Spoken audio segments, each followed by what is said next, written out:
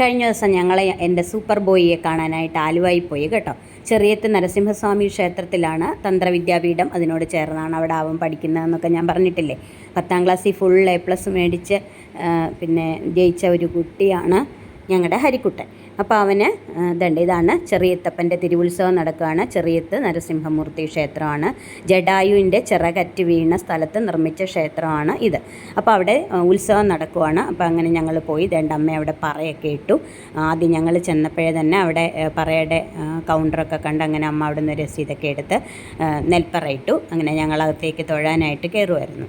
അപ്പോൾ ഇതാണ് അവനാണിപ്പോൾ അവിടെ ശാന്തി കഴിക്കുന്നത്. അതായത് 3ാം വർഷം +2 കഴിഞ്ഞു. +2ന് നല്ല മാർക്കുണ്ടായിരുന്നു. പിന്നെ തന്ത്രം പഠിക്കുന്നുണ്ട്. അപ്പോൾ അതിനും അവന് നല്ല മാർക്കുണ്ട്. അതിനുവേണ്ടിയാണ് അവിടെ കൊണ്ട് ചേർത്തിരിക്കുന്നത്. അപ്പം ഈ 3ാം വർഷക്കാർക്കാണ് അവിടുത്തെ അമ്പലം ഡ്യൂട്ടി. അപ്പോൾ അമ്പലത്തിൽ വെളുപ്പിനെ പോവുക, നടവർക്ക്, അമ്പലത്തിലുള്ള എല്ലാ കാര്യങ്ങളും നടത്തുക, പിന്നെ ഉത്സവം അവരുടെ ചുമതലയാണല്ലോ എല്ലാം നടക്കുന്നത്. അപ്പോൾ അവനായിരുന്നു ബിംബമൊക്കെ എടുത്ത് ശിവേലി, ശ്രീഭൂതബലി, ആനപ്പുറത്ത് കയറണം, അങ്ങനെ എല്ലാ കാര്യങ്ങളും അവനായിരുന്നു. അങ്ങനെ ഞങ്ങളൊരു ദിവസം അവനെ കാണാനായിട്ട് പോയി. അപ്പോൾ നല്ല പ്രകൃതി രമണീയമായ ഒരു സ്ഥലമാണത്. ഞാൻ മുമ്പ് അതിൻ്റെ വീഡിയോകളൊക്കെ ഇട്ടിട്ടുണ്ട്. ആലുവ പുഴയുടെ തീരത്താണ്. അപ്പോൾ അങ്ങനെ ധാരാളം പശുക്കളൊക്കെ ഉണ്ട്. അവർക്ക് തന്നെ സ്വന്തമായിട്ട് ഗോശാലയുണ്ട്. അവിടെ നിന്നുള്ള ഇഷ്ടം പോലെ പശുക്കളുണ്ട്. നല്ല വൃത്തിയായിട്ടാണ് ആ പശുക്കളെയൊക്കെ പരിപാലിച്ചു വരുന്നത്. അപ്പോൾ അമ്പലത്തിലേക്ക് ആവശ്യത്തിനുള്ള പാൽപ്പായസത്തിനുള്ള പാലും, പിന്നെ അവർക്ക് ഇവിടെ കുറേ കുട്ടികൾ പഠിക്കുന്നുണ്ട് തന്ത്ര വിദ്യാപീഠത്തിൽ. അപ്പോൾ അവർക്കൊക്കെയുള്ള ആഹാരം അവിടെ തന്നെ അവർ വെക്കുവാണ്. അപ്പോൾ അവർക്കുള്ള ചായക്കുള്ള പാലും അല്ലാതെ മോരിന് ആവശ്യത്തിനുള്ള പാലും എല്ലാ കാര്യങ്ങളും അവിടെ തന്നെ ഉണ്ട്. നല്ല വൃത്തിയും കാര്യങ്ങളും ഒക്കെയാണ്. അപ്പോൾ രാവിലെ വെളുപ്പിനെയും വൈകുന്നേരവും ഒക്കെ ഈ പുഴയിൽ ഇറങ്ങിയാണ് അവർ കുളിക്കുന്നത്.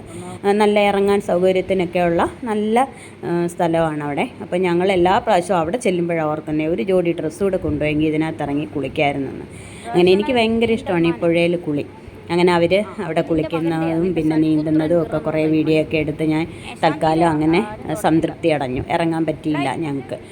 എപ്പോഴും അവിടെ ചെല്ലുമ്പോഴാണ് ഓർക്കുന്നത്. പിന്നെ എൻ്റെ കാലൊക്കെ നനച്ചിട്ട് കുറേ വീഡിയോ ഒക്കെ എടുത്ത് കുറേ നേരം അവിടെ ഇരുന്നു. നല്ല തണുപ്പല്ലേ ഈ ചൂട് സമയത്ത്. ഈ പുഴയുടെ അടുത്ത് നിന്ന് ഇങ്ങനെ ഇരിക്കാൻ നല്ല ഇതാണ്. അവിടെ നിറച്ച് മരങ്ങളൊക്കെ ഉണ്ട് കേട്ടോ, അതുകൊണ്ട് വലിയ വെയിലൊന്നും അങ്ങോട്ടില്ല.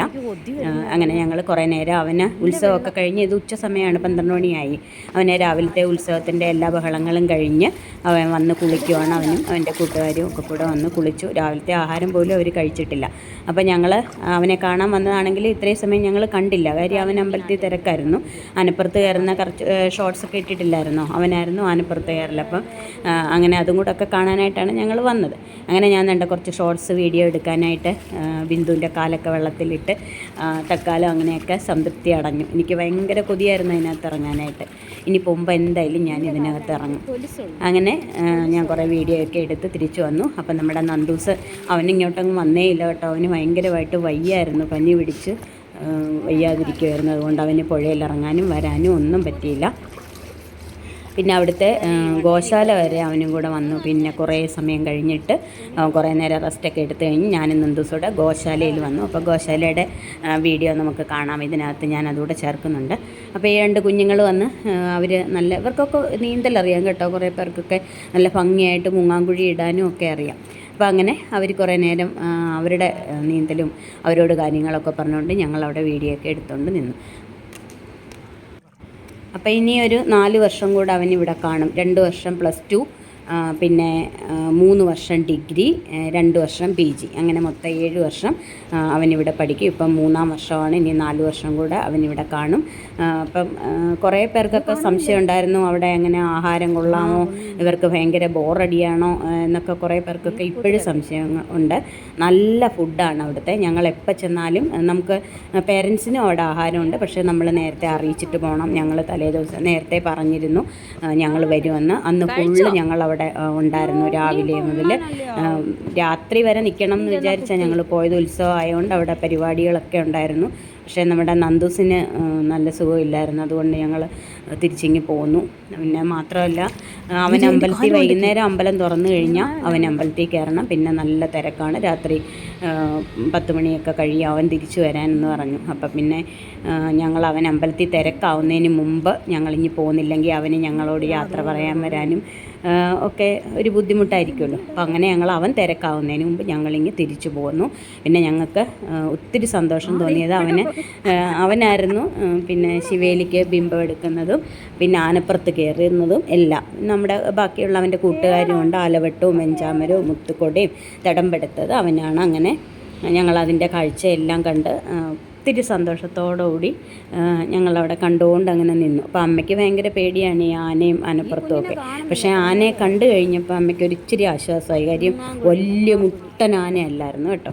ആന എന്ന് പറഞ്ഞാൽ തീരെ ചെറുതല്ലല്ലോ, പക്ഷേ എന്നാലും വലിയ ആനയും ഒരു ചെറിയ ആനയും ഉണ്ടല്ലോ. അപ്പം അമ്മ പറയുകയും ചെയ്തു ഇവർക്ക് കയറാൻ പറ്റിയ കൊച്ചാന എന്ന് പറഞ്ഞ് അമ്മ അങ്ങനെ സമാധാനപ്പെട്ട് അവിടെ ഇരുന്നു.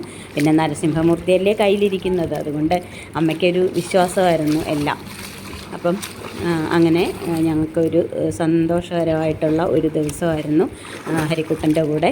അവന് എല്ലാത്തിനും അവൻ മിടുക്കനാണ്. അവൻ കാർ ഓടിക്കണമെങ്കിൽ അവൻ അതിനും റെഡി, ആനപ്പുറത്ത് കയറണമെങ്കിൽ അതിനും റെഡി, തന്ത്രം പഠിക്കണമെങ്കിൽ അതിനും റെഡി, അല്ലാതുള്ള വിദ്യാഭ്യാസം ചെയ്യണമെങ്കിൽ അതിനും റെഡി. അങ്ങനെ അതുകൊണ്ടാണ് ഞാൻ അവനെ സൂപ്പർ ബോയ് എന്ന് വിളിക്കുന്നത്. ഇതാണ് ഞാൻ നേരത്തെ പറഞ്ഞ ഗോശാല. കണ്ടോ, നന്ദൂസിനെ പശു എന്ന് വെച്ചാൽ അവന് ഭയങ്കര ജീവനാണല്ലോ. പോരാത്തതിന് അവിടെ കൊച്ചു കൊച്ചു ഉമ്മാമ്മകളും ഉണ്ടായിരുന്നു കേട്ടോ. എൻ്റെ കൊച്ചുമ്മാമ്മ ഒരെണ്ണം കിടക്കുന്നുണ്ടോ, കണ്ടോ. അങ്ങനെ അവൻ എനിക്ക് വീഡിയോ എടുത്ത് തന്നതാണ്. അവൻ അതിൻ്റെ അടുത്തൊക്കെ പോയി. അതിനൊക്കെ നല്ല വൃത്തിയാണ്, നല്ല ഫാനൊക്കെ ഇട്ട് പശുക്കൾക്കൊക്കെ ചൂടൊന്നും എടുക്കാതെ നല്ല വൃത്തിയായിട്ട് സൂക്ഷിക്കുന്ന ഗോശാലയാണ് അത്. അവിടെ എങ്ങും ഒരു ചാണകത്തിൻ്റെ സ്മെല്ലോ ഈച്ചയോ കൊതുകോ അങ്ങനെ ഒന്നും ഇല്ലായിരുന്നു. കണ്ടോ കൊച്ചുമ്മാമ്മയെ കണ്ടോ. അവിടെ തന്നെ അവരുടെ കൂടായിരുന്നു ഞങ്ങൾക്കുള്ള ഉച്ചഭക്ഷണം. നല്ല അടിപൊളി സാമ്പാറോ അവിയൽ, പപ്പടം, അച്ചാർ, പിന്നെ നല്ല മോര്, ഇതെല്ലാം കൂട്ടി നല്ല സൂപ്പർ ഊണായിരുന്നു. അങ്ങനെ ഞങ്ങൾ ഊണെല്ലാം കഴിഞ്ഞ് അവിടെ വിശ്രമിച്ചിട്ട് വൈകുന്നേരമാണ് തിരിച്ചു വന്നത്. അപ്പോൾ ഇത് രാവിലെ ഞാൻ നേരത്തെ പറഞ്ഞില്ലേ ഹരിക്കുട്ടനാണ് ബിംബം എടുത്തതെന്നൊക്കെ. അപ്പോൾ അങ്ങനെ ഇപ്പോഴാണ് ഞങ്ങൾ അവനെ ആദ്യമായിട്ട് കാണുന്നത് കേട്ടോ. ഞങ്ങൾ ചെന്നപ്പം അമ്പലത്തിനകത്തോട്ട് കയറ്റുന്നില്ലായിരുന്നു. അത് കഴിഞ്ഞ് പിന്നെ അവൻ പുറത്തേക്ക് ഇറങ്ങി, ഭഗവാനെയും കൊണ്ട് പുറത്തേക്ക് ഇറങ്ങി. അങ്ങനെ ഞങ്ങൾ അതിൻ്റെ കുറച്ച് വീഡിയോ ഒക്കെ എടുക്കുന്നു. പിന്നെ ആനപ്പുറത്ത് കയറുന്നതും